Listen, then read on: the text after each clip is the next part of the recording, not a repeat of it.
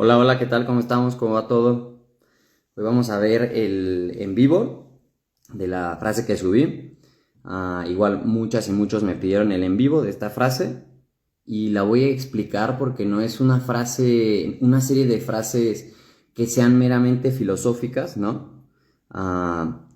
Esta serie de frases que escribí tienen una revisión muy importante de la literatura científica y te la voy a explicar, te voy a explicar por qué y cómo es que llegamos ahí, ¿vale? Hoy estoy aquí desde la casa, igual me gustaría mucho que compartieran este en vivo, es un en vivo que quizás para mí es muy importante porque se comprenden mecanismos fisiológicos, mecanismos muy interesantes de cómo podemos llegar a la enfermedad.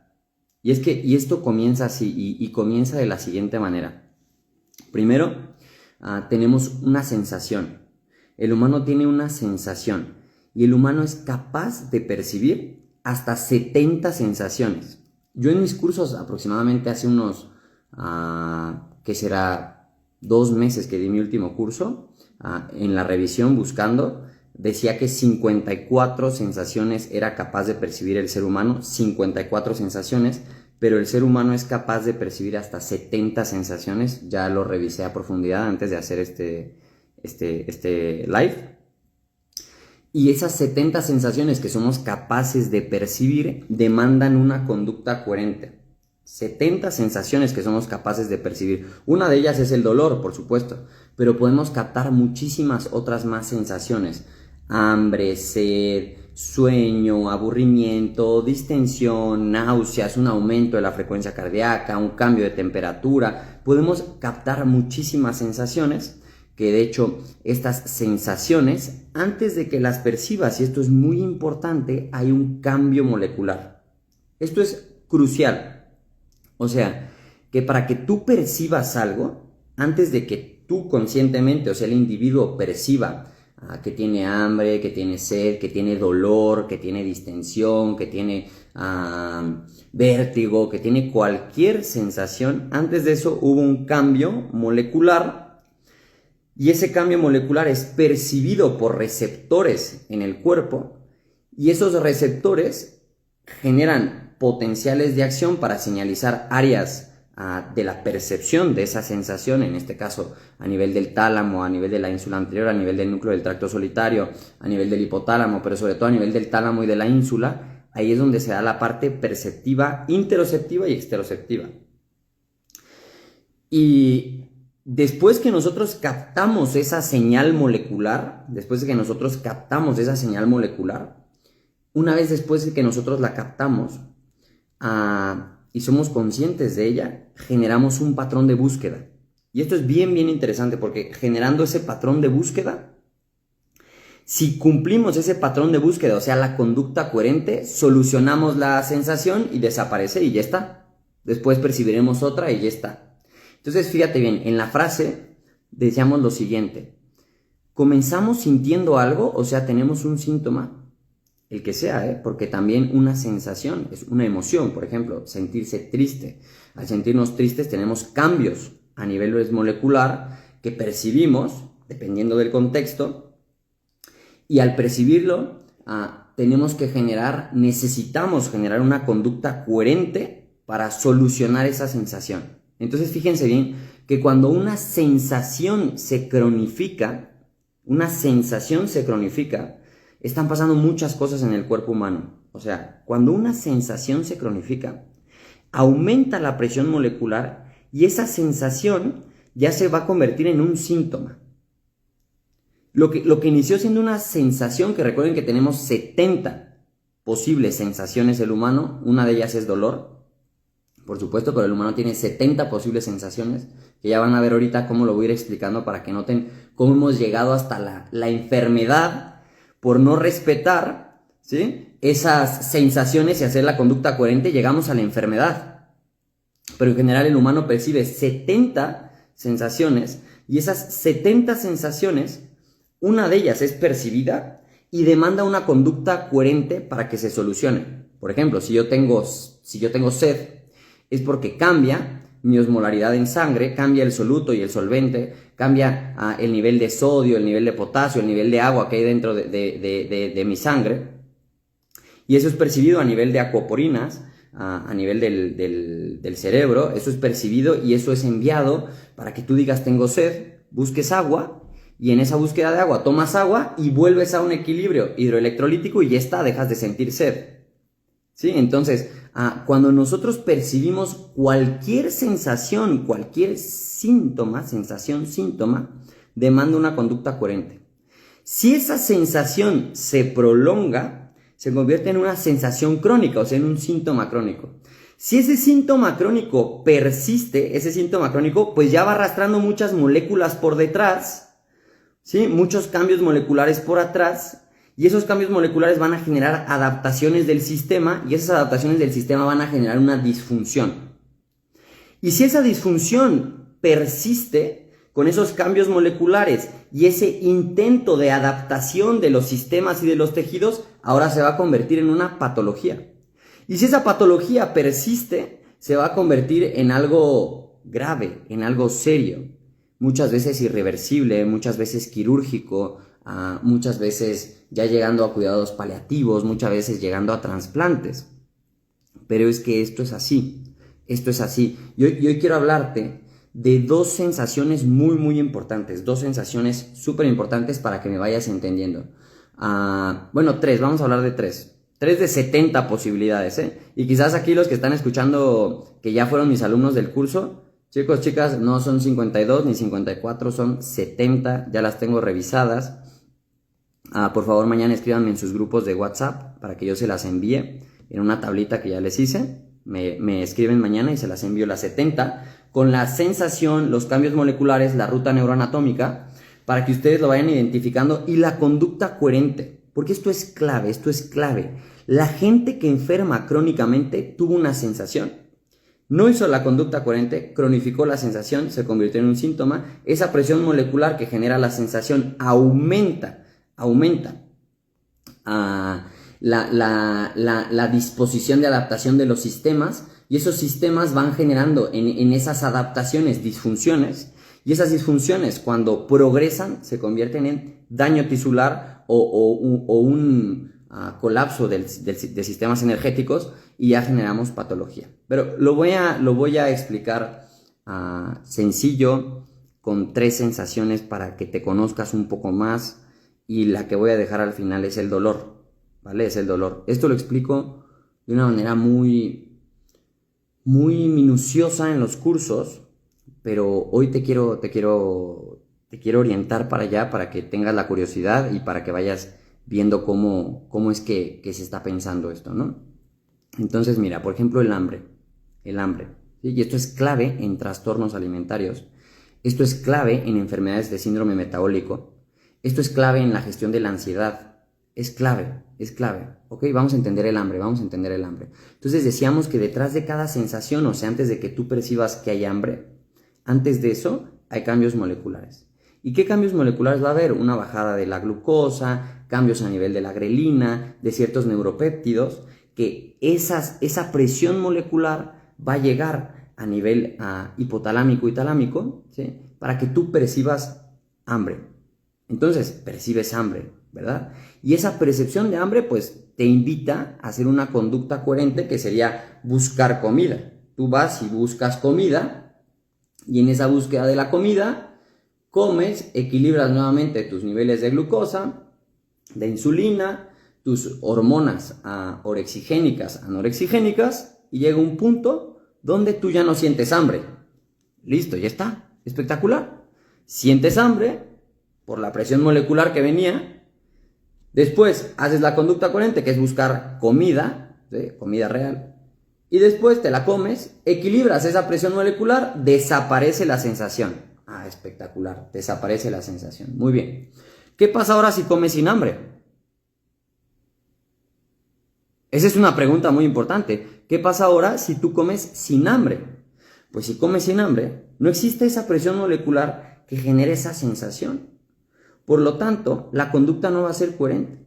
Y el humano puede comer por aburrimiento, puede comer por placer, puede comer por compromiso social, puede comer porque tiene sueño, puede comer porque tiene sed, puede comer por múltiples razones, pero no va a haber coherencia en lo que está cambiando a nivel interno en el cuerpo para que esa señal de cambio interno molecular señalice la conciencia del individuo, ¿sí? Y tú hagas la conducta coherente, busques comida y comas. No, aquí estás comiendo porque estás aburrido.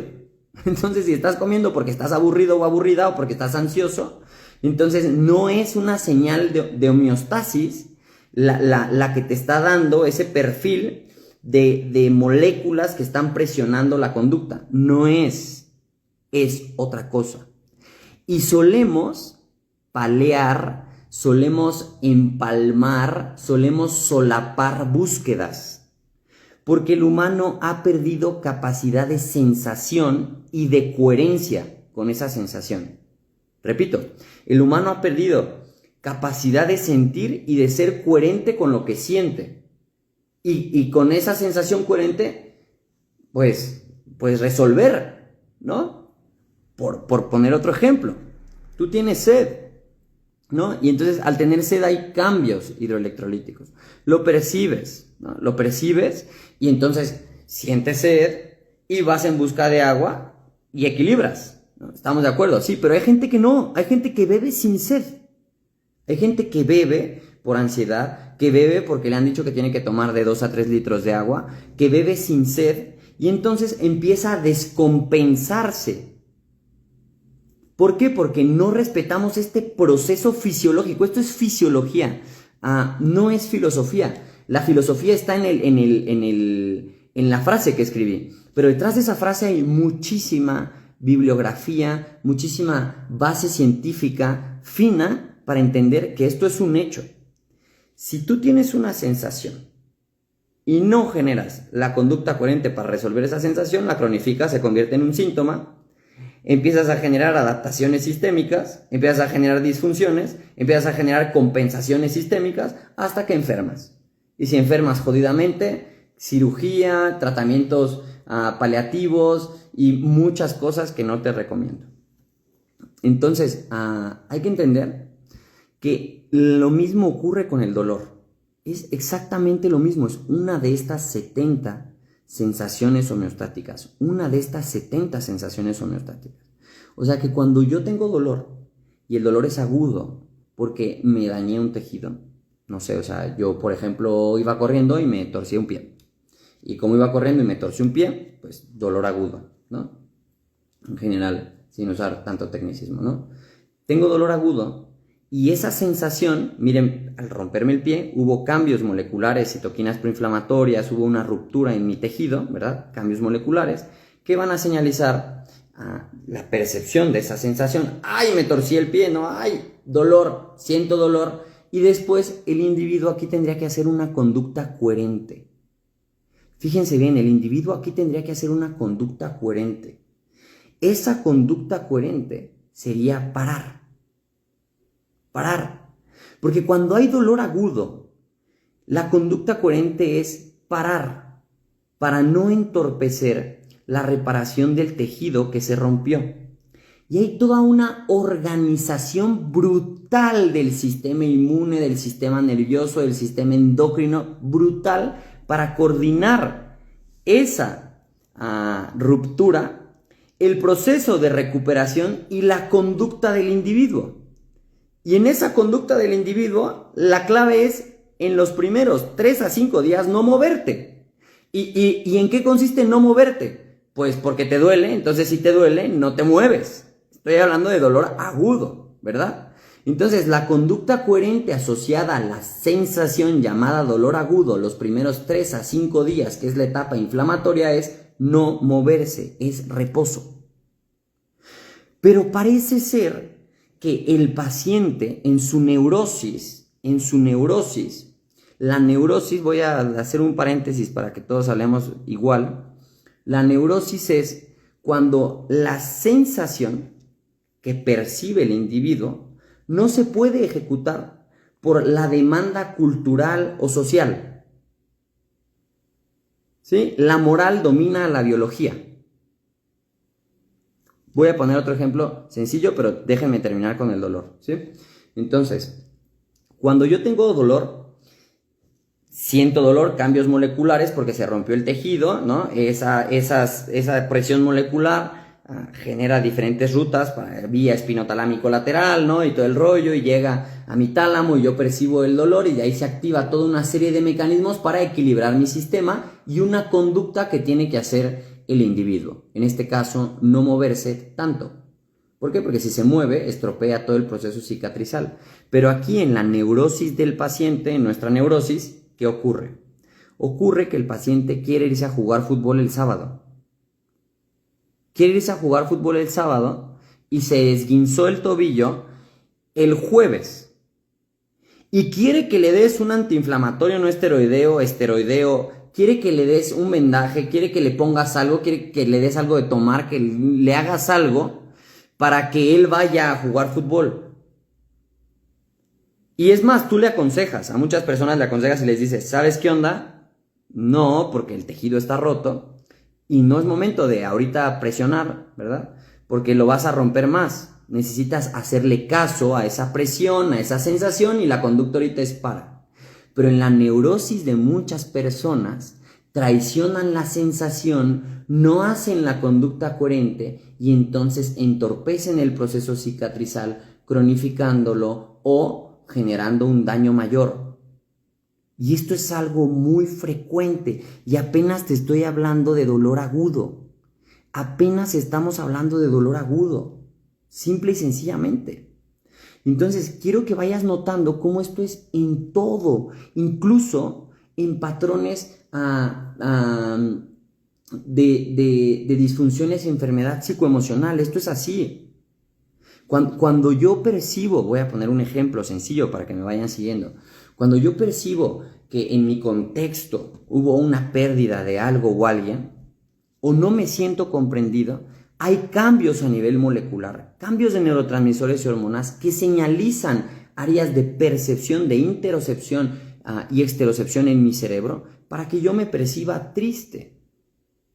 Y yo tenga una conducta coherente de tristeza. Y la conducta coherente no solamente es el movimiento social de cumplir la conducta. No.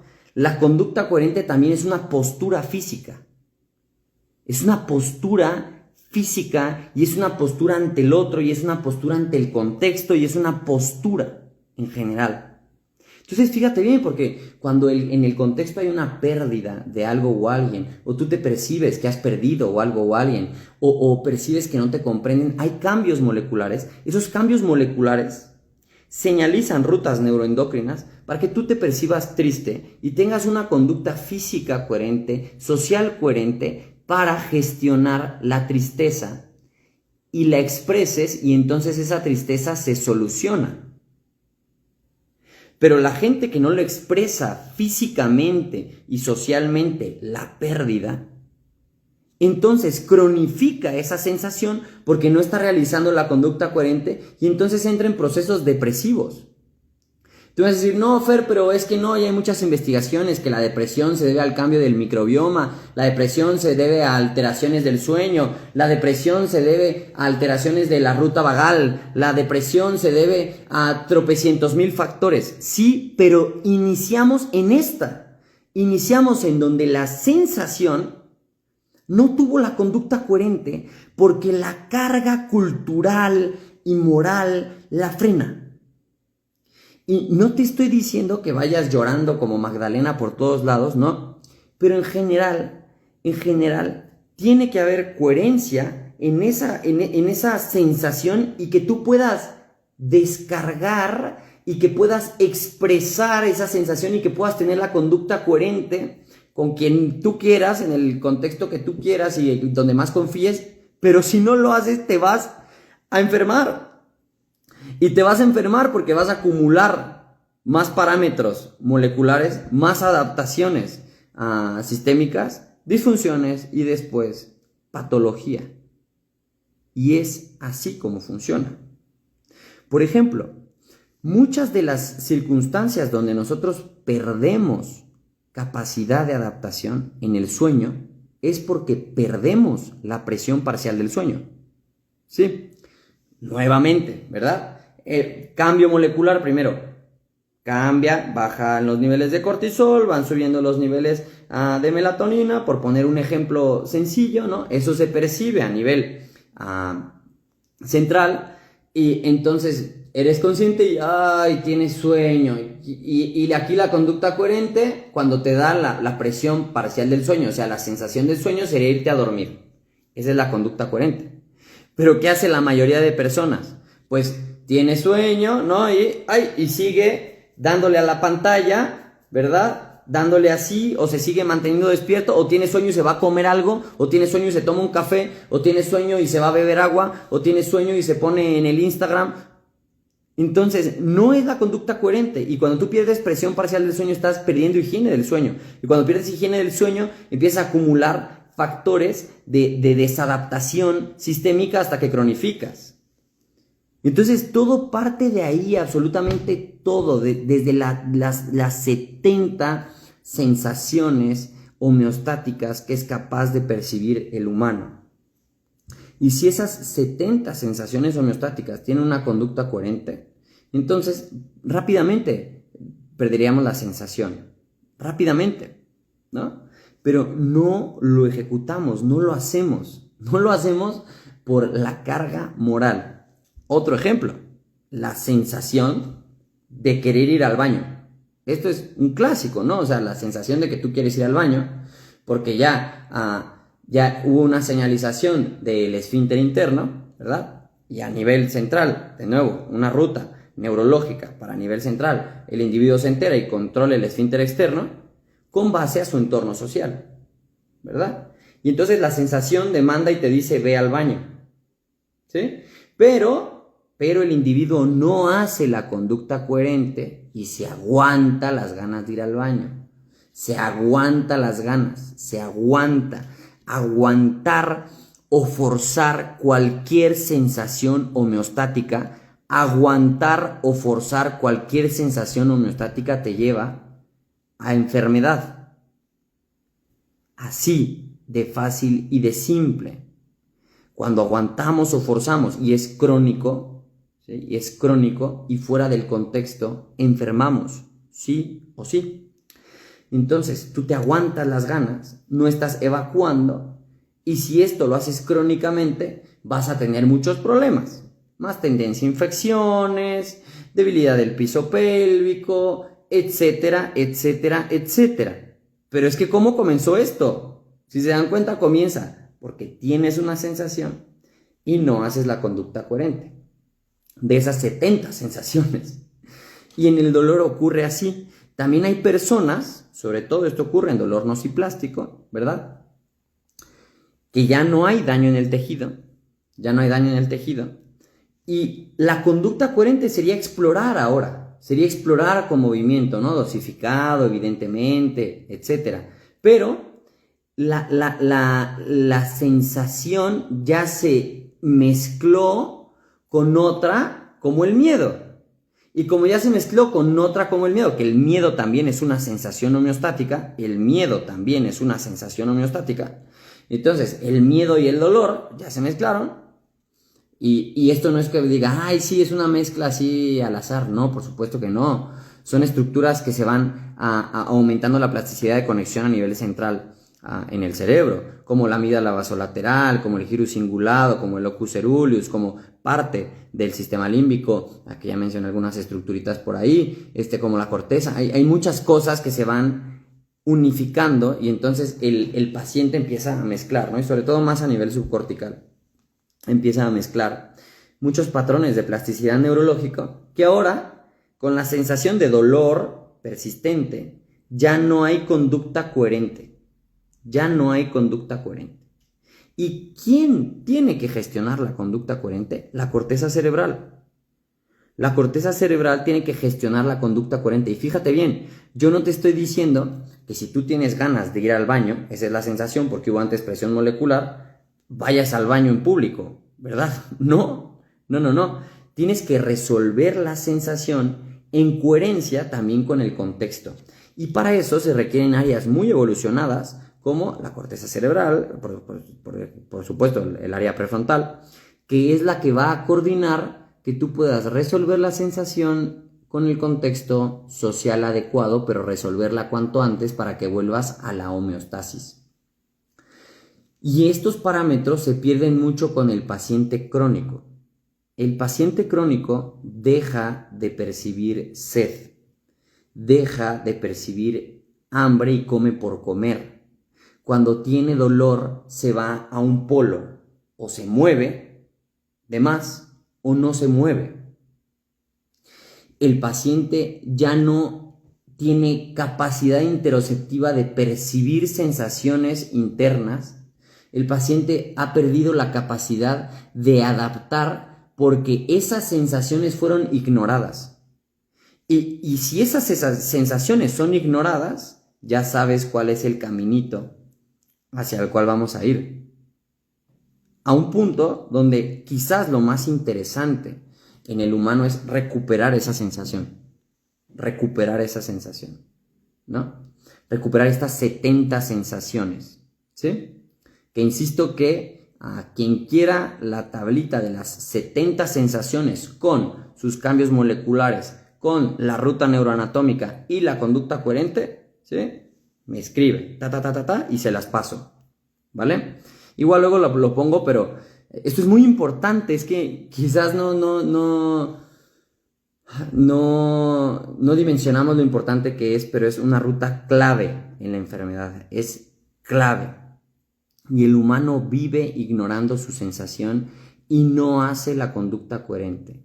La mayoría de foros donde he estado, la gente sentada por 8 horas, sintiendo que sus nalgas y su espalda están fatigadas, arden por hipoxia y no se mueven cuando la conducta coherente es moverse. Pero hay un contexto social de una clase que les dice, no te frenes, no te muevas, frénate y no te muevas. Ahí quédate sentado, sentada, sufriendo con el dolor de tus nalgas, sufriendo con la fatiga cognitiva ya, porque también el cerebro no aprende sin oxígeno, pero quédate ahí y no te muevas, ¿sí? Entonces, ¿qué estamos haciendo?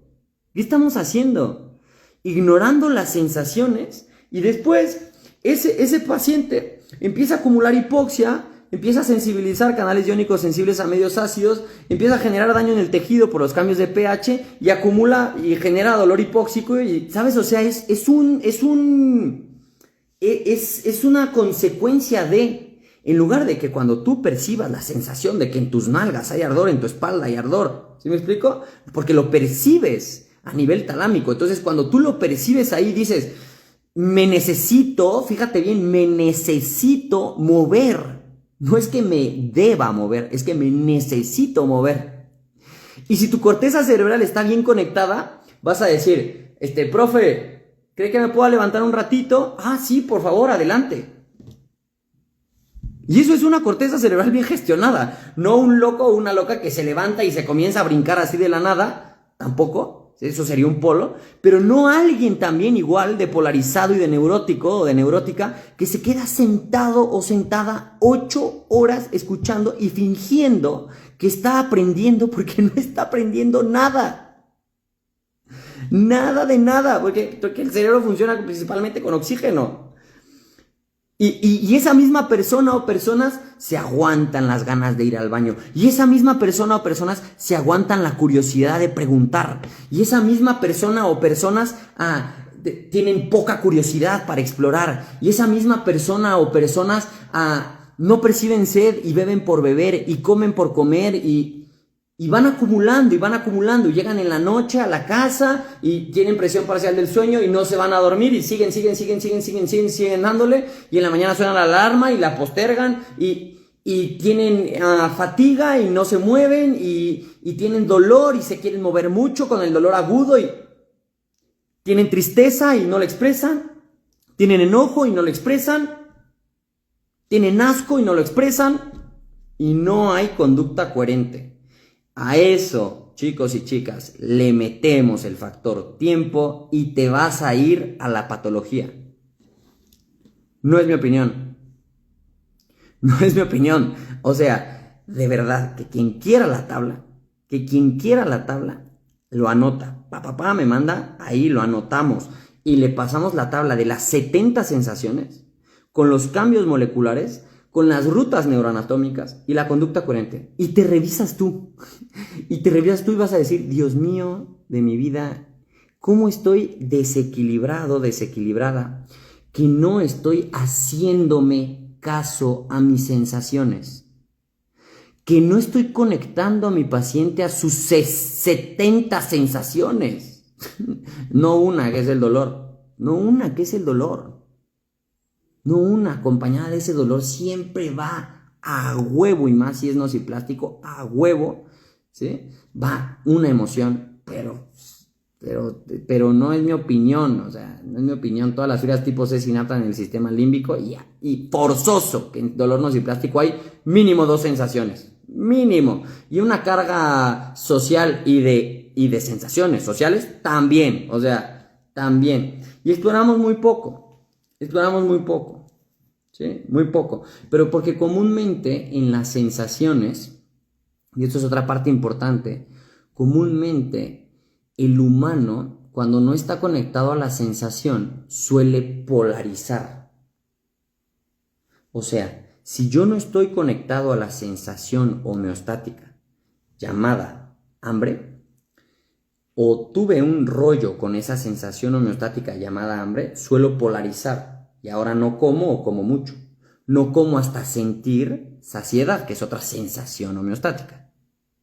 ¿Sí? Si yo tengo dolor agudo y polarizo, o sea, no me muevo y muchísima precaución, ¿no? Muchísima precaución y no me muevo y... O si me vale y me voy a jugar el partido de fútbol siendo que me esguincé el jueves, pues vamos a tener problemas.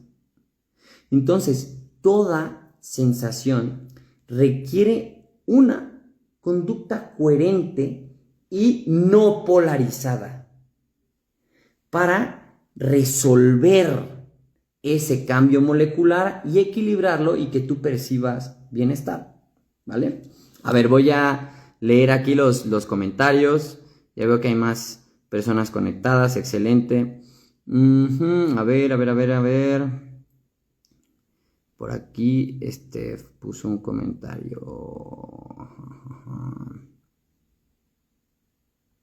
Una vez sentí sed, jajaja, y un amigo que es médico me dijo que eso es diabetes, jajaja, y solo sentí un poco de sed. Dios mío de mi vida. ¿Por qué? ¿Por qué? A ver, por favor, mándenle a sus amigos médicos, y si hay un médico que me siga, explíqueme eso, ¿qué sentido tiene? Tipo, sentir sed es sano. Sentir sed es porque hubo un cambio hubo un desbalance hidroelectrolítico y necesitas equilibrarlo. O sea, y sí que podríamos generar hipótesis interesantes acerca de cómo los niveles de glucosa, potasio, sodio y agua influyen con los niveles de glucosa, sí, pero sentir sed es lo más sano del mundo, porque se debe beber con sed. Eso es clave. Se debe comer con hambre. Eso es clave. Si tienes curiosidad, pregunta, porque eso es clave. Si estás enojado con lo que estoy diciendo, exprésalo y márcame un límite, porque eso es sano, ¿sí? Si tienes sueño, vete a dormir. No hay bronca, ¿sabes? Porque eso es sano. Pero qué locuras dice la gente. Dios mío, o sea, sentir es lo más importante, porque es el mecanismo autorregulador para equilibrar molecularmente. Es así. Solamente que pacientes crónicos han perdido muchas sensaciones, eso es verdad también. Y muchas veces hay que hacerla nosotros de corteza cerebral con el paciente. Porque como he explicado en otros reels y en otras publicaciones, muchas veces el paciente no tiene una buena conexión plástica de la corteza y está muy subcorticalizada la plasticidad, la actividad, y eso nos hace responder más instintivamente y polarizamos conductas, pero de verdad yo lo pongo a tela de juicio que alguien me explique eso, porque no es cierto. O sea, en general, insisto que no me atrevería a hablar si no hubiera revisado esto muy bien ya, muy bien ya. O sea, y es un tema que me gusta muchísimo. Y de verdad, o sea, miren, les voy a leer 3 de la tablita para entenderlo, ¿sí? A ver, vamos a leer 3 de nuestra tablita. Por ejemplo, dolor social, el rechazo social, la soledad, ¿sí? Miren, los cambios moleculares, opioides, dopamina, cortisol releasing hormone, activan toda la ruta del cíngulo, la corteza prefrontal medial, el tálamo, la ínsula anterior. Eso está investigado. El asco. Estímulo aversivo genera un aumento de dopamina, disminución de serotonina, sinapta a nivel de la ínsula, hay interacciones del bulbo olfatorio, del tallo cerebral, del tálamo, de la amígdala, del sistema inmune. Por poner un ejemplo. Todo eso ya está muy investigado. ¿Sí? No sé, el hambre les había dicho, activación de receptores de grelina, baja de glucosa, cierre de canales K de ATP, activación del vago, núcleo de tracto solitario, hipotálamo, ínsula anterior, siento hambre. No me atrevería a decirte que no es así, pero es así. Y entonces, ¿qué está pasando? Mira, que si tú no respetas la fluctuación de los niveles de glucosa, de los niveles de grelina, de los canales, de ATP, entonces empiezas a hacer muchos cambios moleculares que van generando crónicamente daño. ¿Sí? Dolor, hay cambio. Cuando hay dolor agudo, hay interleucina 1, interleucina 6, High Mobility Group Box 1. Eso señaliza fibras primero a delta, ruta espinotalámica o lateral. Llegamos al tálamo, eres consciente, percibes el dolor, movilizas, activas sistema simpático, locus coeruleus, noradrenalina, vasoconstricción. Y para que todo sea la conducta coherente, no te muevas, porque te acabas de romper. Pero si el individuo dice, no, yo tengo un torneo de pádel y así inflamado lo voy a jugar, pues te tengo una noticia, vas a cronificar. O si ya entraste en fatiga, ¿verdad? Si entraste en fatiga y al entrar en fatiga tú insistes, pues entonces vas a descompensarte. ¿Sí? Y tú vas a decir, bueno, ¿y cuál podría ser la línea de la capacidad de adaptación de un organismo? Porque lo podemos adaptar, ¿verdad? Sí, lo podemos adaptar a ciertas cosas, pero no a todo. Lo podemos adaptar a ciertas cosas, pero no a todo, no a todo. Y depende del individuo, por supuesto depende, y es una cosa muy individual precisamente. Pero de que todos los humanos genéticamente, fisiológicamente tenemos estas 70 sensaciones. Y si tú eres capaz, y está bien difícil, porque tienes que estar bien metido en el momento presente para percibir las sensaciones de tu cuerpo. No sé, comezón, ¿sí? No sé, estoy más sobre la nalga derecha que la izquierda, me necesito mover. No sé, la boca la tengo seca, necesito beber si es que no he bebido, ¿verdad? Porque pues tampoco es que beber solo por la boca seca.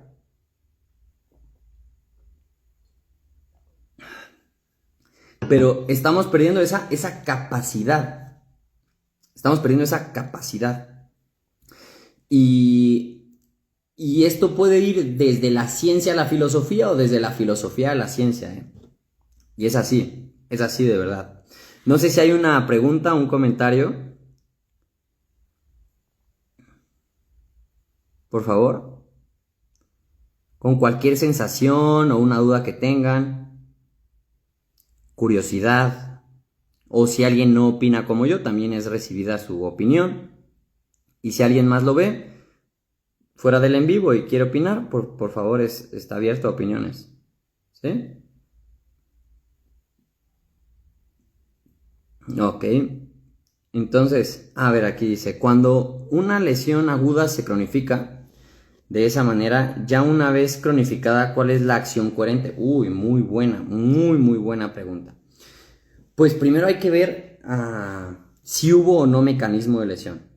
Esto es clave para poder hacer todo nuestro diagrama de flujo de dolor, ¿sí? De dolor crónico o de una lesión crónica.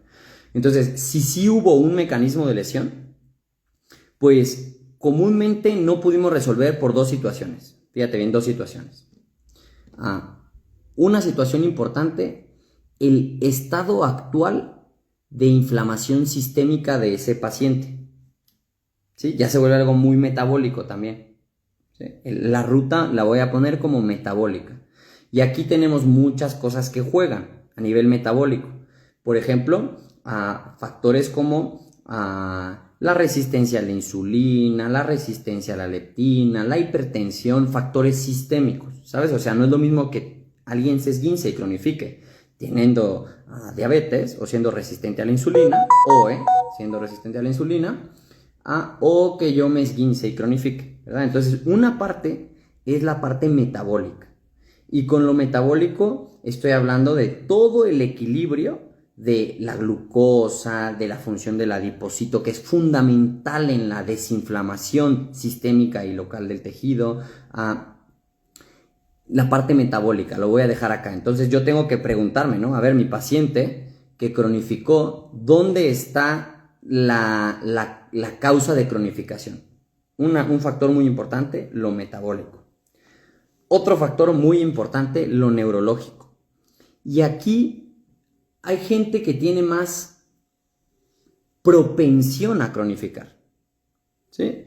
Gente que le ha ido en la vida de una manera donde su cerebro ante el dolor activa una alarma, y esa alarma, escúchenlo bien, la alarma de la gente que cronifica suele ser una alarma de gente que ha tenido experiencias traumáticas en la vida o que ha tenido muchas dificultades, y naturalmente, porque no es un error del cerebro, naturalmente, el cerebro se sensibiliza hacia esa respuesta por supervivencia, y no está mal, por supervivencia. Pero ahí solemos tener conductas polarizadas, como forzar y aguantar el dolor. Forzar y aguantar el dolor. Entonces te lo sintetizo de esta manera. Primero necesitas ver si hubo o no mecanismo de lesión. Si no hubo mecanismo de lesión, en tu diagrama de flujo tienes que estar pensando, ojo con lo que voy a decir, esto en cuanto al dolor. Si no hubo mecanismo de lesión, en tu diagrama de flujo tienes que estar pensando en algo sistémico, ¿sí? Por ejemplo, dolor hipóxico por enfermedad arterial periférica, problemas venosos profundos, si es que el paciente tiene comorbilidades sobre todo, ¿sí? Si no, tendrías que estar pensando, si no es sistémica la cosa, en algo nociplástico, central, en la alarma. A mí me encanta decirle la alarma, porque cuando hablamos de dolor nociplástico no estamos hablando del edificio, estamos hablando de la alarma, ¿verdad? Entonces, necesitas primero checar eso. ¿Hubo o no mecanismo de lesión? El estado metabólico de tu paciente, si hay o no antecedentes y comorbilidades, por supuesto, eso hay que preguntarlo, muy interesante. Y también cómo fue programada la alarma. Entonces, con base en eso, tú orientarás la conducta coherente del individuo.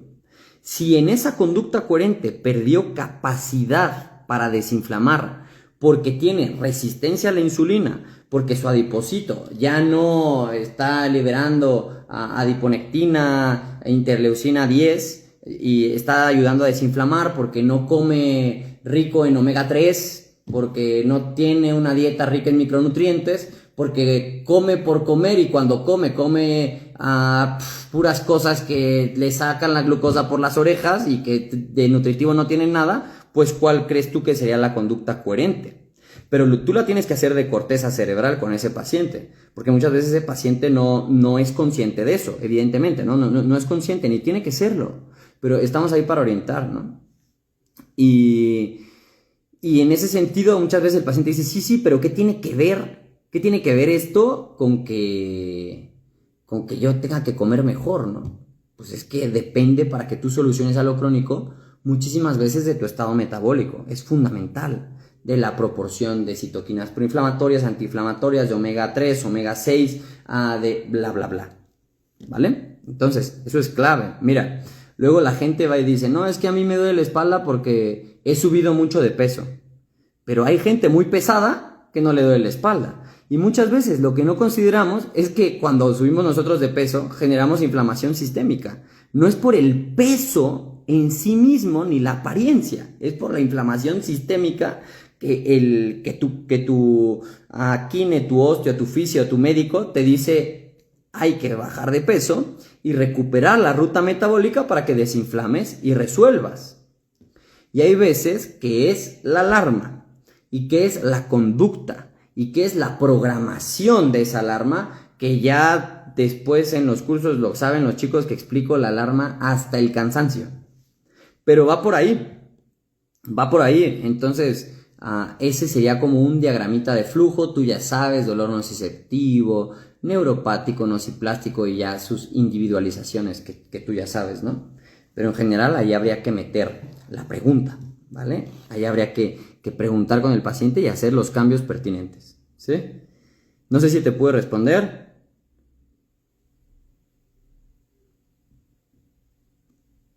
Sebas.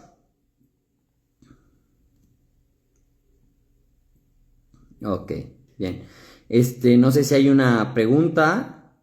Por favor, saquen todas las preguntas que necesiten, que es dominguito, estoy en la casa, muy tranquilo. A ver, vamos a ver. Ajá, perfecto. Sí, y como les digo, no solamente esto aplica en situaciones de dolor, ¿eh? No. En general, esto aplica en patología, la que quieras. ¿Sí? En psicopatología, la que quieras. Y después me vas a decir, Fer, pero es que esto es genético también. Sí, hay una carga genética, pero muy chiquitita, ¿sí? Acuérdate que la genética es la pistola, pero la epigenética, o sea, el ambiente es el gatillo. ¿Sí? Acuérdate que es más importante el código postal, o sea, que el código genético. ¿Sí? O sea, el entorno, cómo te desenvuelves, dónde vives y cómo te han programado, que tu gen en sí mismo que se exprese. Porque el gen se expresa y sintetiza proteínas dependiendo del ambiente. Entonces el ambiente promueve esa síntesis de proteínas a través de estimulación de factores de metilación y sí, de incorporar grupos metil y acetil para generar síntesis de proteínas. Y después eso te puede llevar a enfermedades. Pero en algún punto has perdido la capacidad de la sensación y la conducta coherente. Entonces, ¿qué es lo que ocurre? Pierdes capacidad de sensación, aparecen los síntomas. Sigues, aparecen las disfunciones. Sigues, aparece la enfermedad. Observa en qué sensaciones no estás pudiendo ser coherente. Observa. Insisto que de estas 70 sensaciones, incluyas también ahí las emociones básicas, las emociones sociales, arquetípicas, ¿no? Incluyas todo lo que es interoceptivo y exteroceptivo y te des cuenta cómo estás desenchufado, desenchufada. Yo también, y es un trabajo diario, estamos desenchufados y desenchufadas y no somos coherentes. Y bueno, quizás un índice de salud muy interesante sería esta coherencia entre la sensación y la conducta coherente. Sería un índice brutal de salud, ¿no? Y hay veces que el contexto no lo permite, pero por eso el cuerpo dice hacia dónde y la mente y la corteza prefrontal ordena el cómo para resolver esa sensación, para resolver esa búsqueda, para no cronificar, ¿vale? Muy bien, perfectísimo, pues entonces voy a ver si hay un comentario o pregunta más. Y si no, colgamos el live y listo. A ver. Tan. Muy bien, saluditos a todos y a todas. Excelente. Muy bien, chicos y chicas. A ver, aquí hay una de Isaac. En las alteraciones del sueño recomiendan estímulos horméticos de temperatura. ¿Podría ser en la comida bajar las calorías o agentes físicos? Sí, fíjate. Isaac, me gusta mucho tu pregunta. Mira, Para el sueño se recomiendan sí cambios de temperatura, sobre todo el frío, porque estimula mucho el eje tiroideo y el eje tiroideo trabaja a la par de todo el ciclo de sueño, ¿no? El eje tiroideo es más nocturno, entonces el frío en general estimula mucho al eje tiroideo y regula el sueño, ¿no? Entonces sí que podemos hacer lo mismo. De hecho, para recuperar una sensación hay que hacer estímulos horméticos. O sea, por ejemplo, voy a poner un ejemplo, si quieres recuperar la sensación de hambre, pues ordenadamente tírate un ayuno, ordenadamente. Porque si tú ayunas, entonces van a cambiar los patrones moleculares y vas a sentir hambre de comer pollo con ensalada, no hambre de comerte una hamburguesa. ¿Por qué? Porque esos cambios moleculares que vas a hacer al restringir la ingesta, ¿verdad? Como tú me decías, bajar las calorías, está espectacular, muy muy bien, ¿vale? Después, para el sueño, incluso hay cosas súper radicales, pero para ponerte un ejemplo de cómo recuperar el sueño, cosas súper radicales, como no dormir y que alguien te esté ahí con un palito, picando para no dormir, ¿sí? Que un par de días no aguantas y después vas a entender lo que es el sueño, te lo prometo. Y cambios menos radicales, como irse a dormir a la montaña 3 noches sin nada de luz artificial, despertar con luz de sol, dormir con luz de luna y recuperas la sensación. Pero me van a decir, no, Fer, a mí eso no tengo tiempo para eso. Pues pues entonces sigue con insomnio, sigue con problemas, ¿no? Si ese fuera el problema. Lo que pasa es que las sensaciones, como te decía al inicio, se van solapando también. Se van solapando. Entonces es complicado. Pero en general sí, los estímulos horméticos ayudan a recuperar sensaciones homeostáticas. Y ya teniendo la sensación, pues ¿qué te toca? Realizar la conducta, ¿no? Eso es lo que toca, realizar la conducta. ¿Vale? Ok. Perfecto, lo del sueño quedó respondido. Muy bien, pues, chicos y chicas. Ahí, quien quiera la tablita, me escribe. Quien ya esté en mis grupos de neurociencia, se los mando por ahí, ¿vale? En la semanita. Quien no se ha metido en neurociencia, pues se puede meter en Aguascalientes o Guadalajara, son las 2 que quedan. Y si les gustó, compartan el videíto. Si no les gustó, escríbanme un comentario y podemos armar un debate, ¿vale? También interesante, a mí me gusta aprender y crecer. Y listísimo, nada más que decir, les agradezco mucho y nos vemos pronto.